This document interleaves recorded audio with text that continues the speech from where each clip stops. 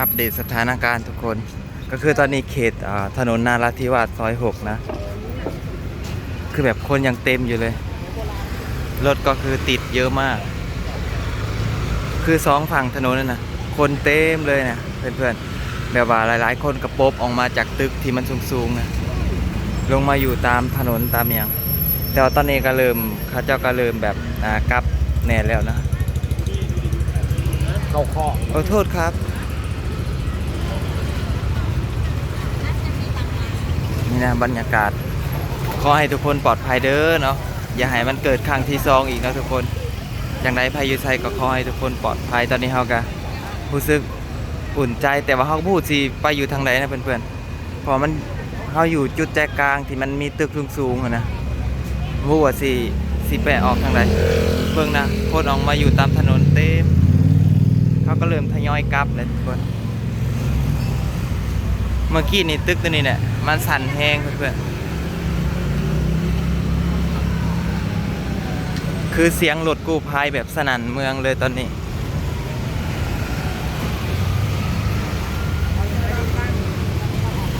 ภัยอยู่ไซก็ขอให้ทุกคนตลอดปลอดภัยเด้อเนาะว่าจะเป็นคนประเทศใดเนาะ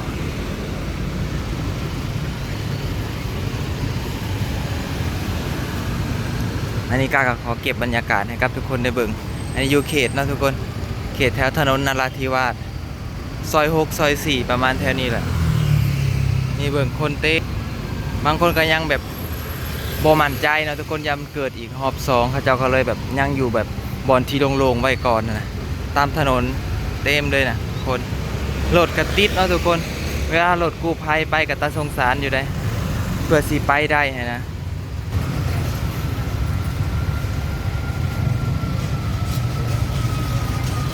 ทุกคนพังเสียงรถกู้ภัยแบบสนั่นเมืองนะ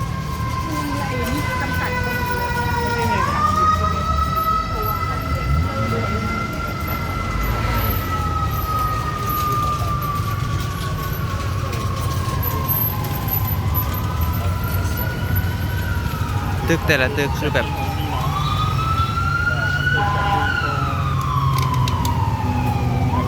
เราได้ยินเสียงรถกู้ภัยไปแล้วรู้สึกแบบ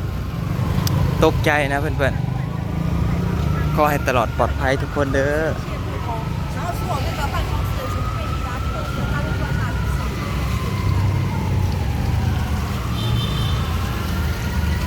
มูฮัวแต่ละเขตเป็นจังไดแน่เนาะทุกคนเนาะ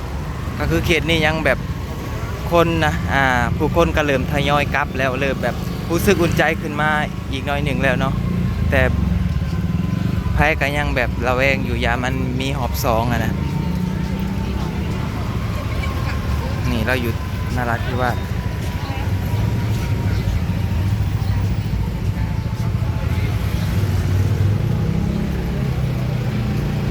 คืออยากบอกการสัญจรแบบติดขัดร้ายนะเพื่อนๆคนเต้มีทางพูดนะ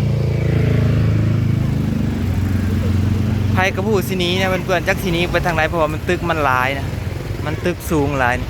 เมื่อกี้นี้ตึกนี่แหละสั่นแห้งกว่าโม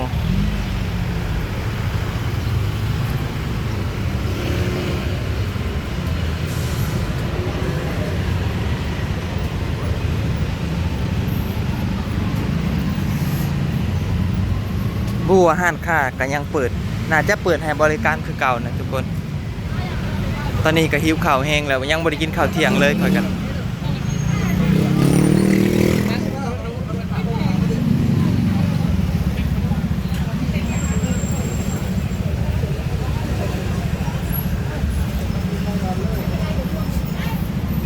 เพื่อนๆคนเท่านี้ยังเต็มอยู่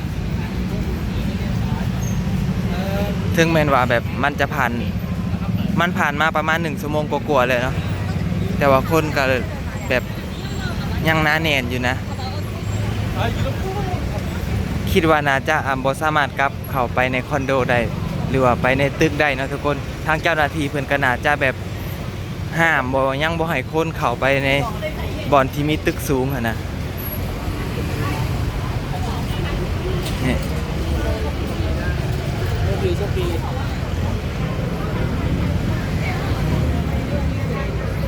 แต่ว่าสำหรับการสัญจรเนาะก็ยังแบบยังเป็นไปปกติแต่ว่ามันก็ชื่อติดคัดเนี่ย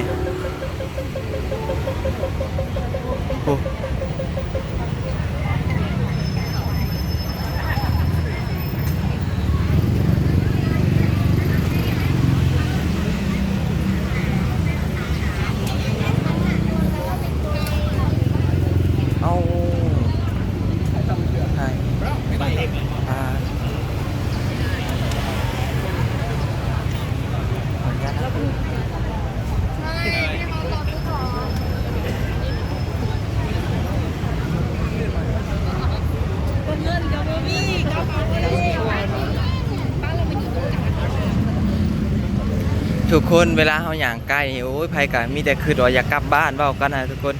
ไผกะโอ้ยอยากกลับบ้านเฮาเด้แต่อีต้นทุกคนเลยแบบไผกะแบบขึ้นใส่แต่บ้านแต่เมืองแล้วทุกคนพอเฮามาอยู่ในเมืองใหญ่แล้วมันเกิดเหตุการณ์แบบนี้แล้วโอ้ยไผกะบ่อยากให้มันเกิดดอกแต่ว่าจักเสียจังไดเนาะทุกคนจังไดก็ขอให้ทุกคนปลอดภัยบ่ว่าจะอยู่แห่งใดของโลกนี้ขอให้ทุกคนตลอดปลอดภัยเด้อเป็นกำลังใจให้กับทุกคนที่สูญเสียในครั้งนี้เนาะก็ขอให้ทุกคนเข้มแข็งแล้วก็สู้ๆเนาะอันนี้ก็ได้ถ่ายบรรยากาศให้กับทุกคนได้เบิ่ง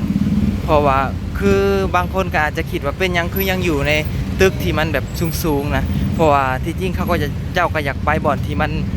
คือเขาพยายามอยู่ในบ่อนที่มันโล่งสุดแหละตอนนี้แต่ว่ามันอึดอัดนะมันบ่ฮู้ว่าสิไปทางใดดีเพราะว่าตัวใดมันก็แบบตึกสูงซันไปหมดนะ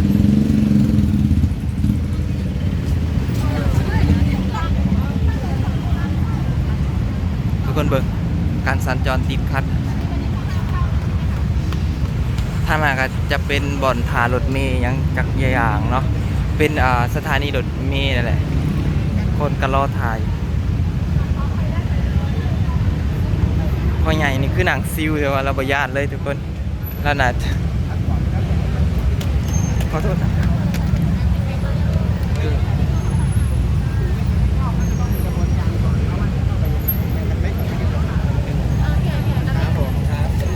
ไม่อยากให้อยู่ในพื้นที่ตรงนี้นะ อ๋อ ครับผมเชิญครับ ทุกคนคือเป็นบอกเขาไปให้อยู่ในพื้นที่ปานนี้นะเพอมันอยู่ตึกสูงแห้งเลยนะเขาก็พยายามออกไปไกลที่สุดอยู่อ๋อ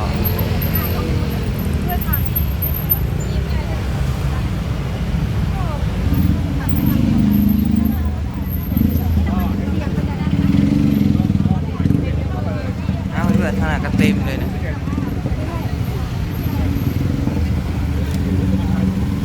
เพิ่งอยู่ทางเครื่องนะยังเต็มเลยคนเต็ม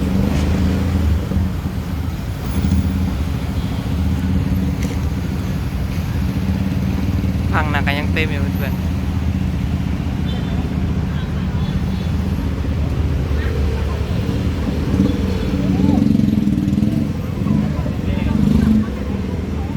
เอาล่ะทุกคนกะเก็บบรรยากาศมาให้กับทุกคนได้เบิ่งซ้ำนี้นะจังได้ก็ขอให้ทุกคนตลอดปลอดภัยเด้อดูแลตัวเองให้ดีนะทุกคนขอให้ทุกคนผ่านพ้นวิกฤตนี้ไปด้วยกันเด้อ